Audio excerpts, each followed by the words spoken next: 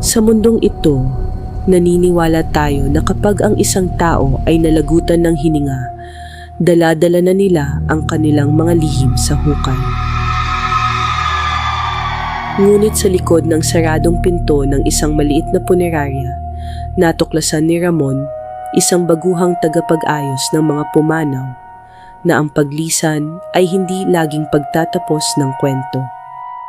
Minsan, ito ay simula lamang ng paghahanap sa isang masakit na katotohanan.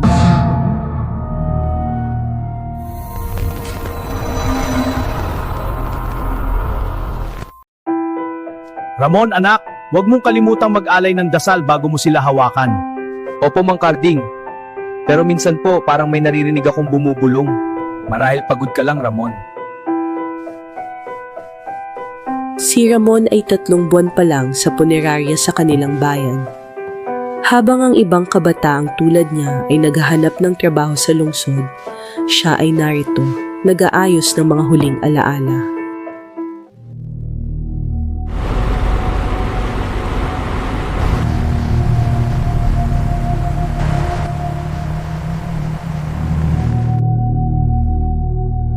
Hating gabi nang dumating ang isang puting van.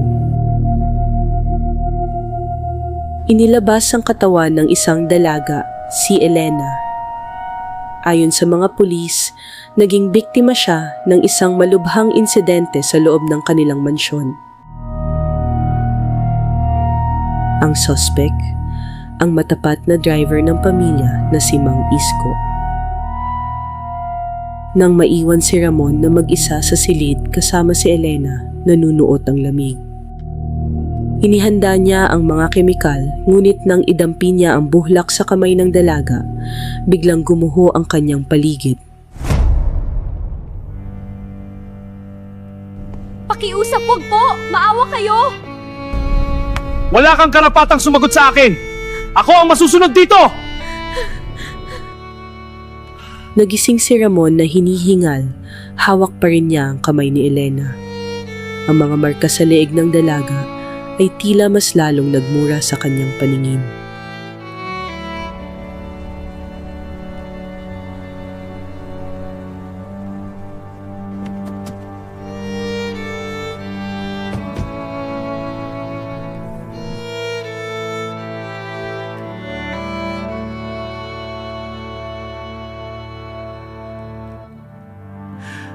Anak ko, bakit ka kinuha ng maaga?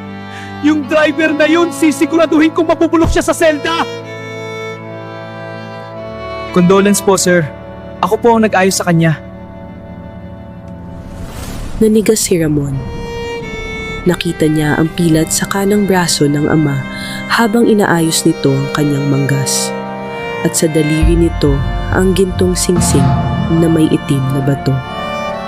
Salamat, gusto ko. Mukha siyang payapa sa huling gabi. Hindi na mapakali si Ramon. Alam niyang inosente si Mang Isko na ngayon ay pinagbibintangan sa labas.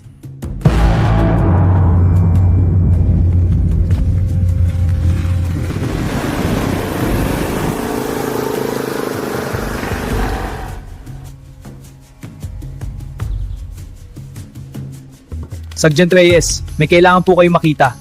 Hindi po tumutugma ang taas ni Mang Isko sa anggo ng mga marka sa leeg ni Elena. Anong pinagsasabi mo, Ramon? May ebidensya na kami. Sergeant Reyes, pakiusap. Surin niyo ang ilalim ng mga kuko ni Elena. May mga hibla doon ng tela. Tela mula sa isang mamahaling barong. At tingnan niyo ang singsing ni Don Miguel. May gasgas yun na tila galing sa paglaban ng biktima.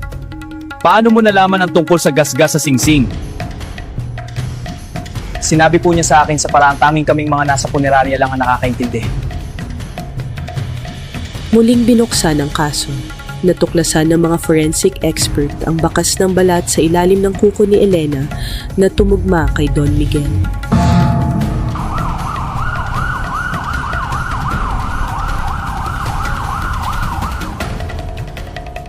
Sa huli, ang ama na nagpanggap na nagluluksa ang siyang itinuro ng sarili niyang anak mula sa kabilang buhay.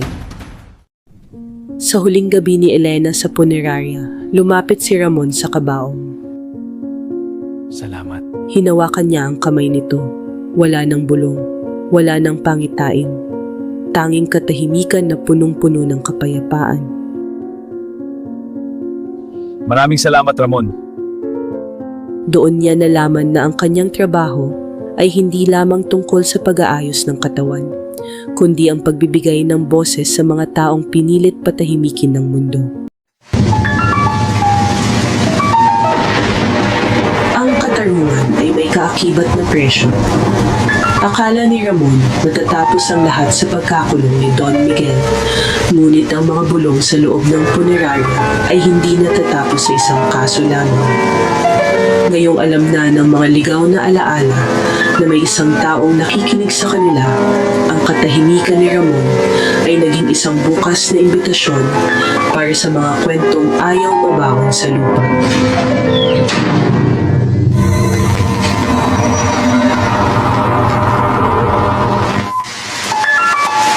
Ilang linggo matapos ang libing ni Elena, hindi na makatulog ng maayos si Ramon. Sa tuwing ipipikit niya ang kanyang mga mata, nakikita niya ang mga aninong naglalakad sa pasilyo ng punerarya.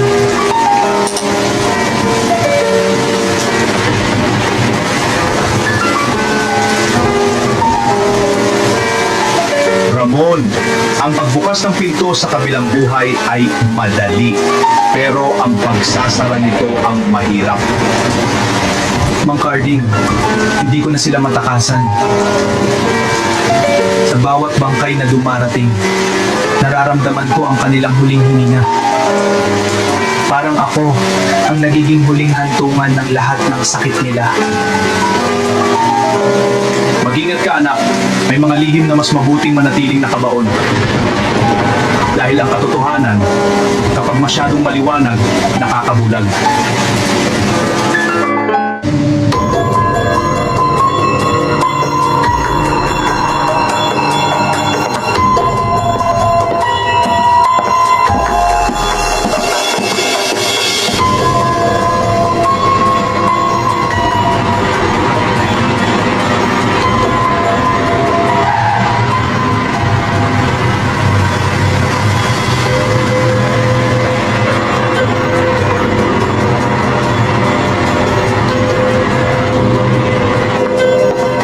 Hating gabi na nang dumating ang itim na body bag.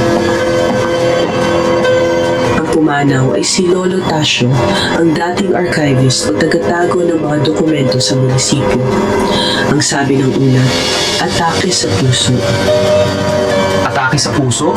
Bakit parang may gustong sabihin ng mga mata mo, Lolo?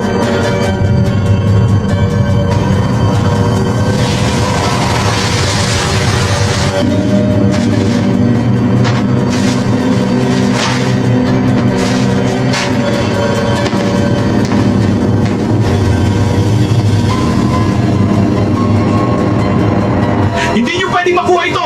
Ito ang katibayan ng lahat ng nakaw na lupa sa bayang ito! May tinurok na maliit na karayo, isang lason na hindi agad makikita sa autopsy. Ang susi nasa ilalim ng tila ng katarungan. Nagising si Ramon nang may kumatok ng malakas sa pinto ng punerarya. Hindi si Sergeant Reyes ang dumating. Kami ang pinadala ni Mayor Alcantara. Gusto niyang makremate agad ang katawan ni Tasio bukas ng umaga. Walang seremonya, walang pagbubukas ng kabaong. Napansin ni Ramon ang pagkilos ng mga lalaki. Tila may hinahanap sila sa gamit ni Lolo Tasio. Pero kailangan pa po ng pirma ng pamilya bago ang cremation. Ang mayor ang pamilya ng bayang ito, Ramon. Huwag mo nang pahirapan ang sarili mo. Ayusin mo ang katawan at kalimutan mo ang nakita mo. Tandaan mo ang sinasabi ko, Ramon. Babalik kami bukas ng umaga.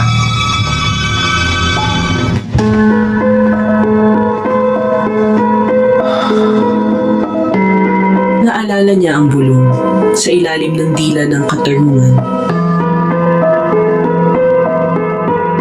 Ano to?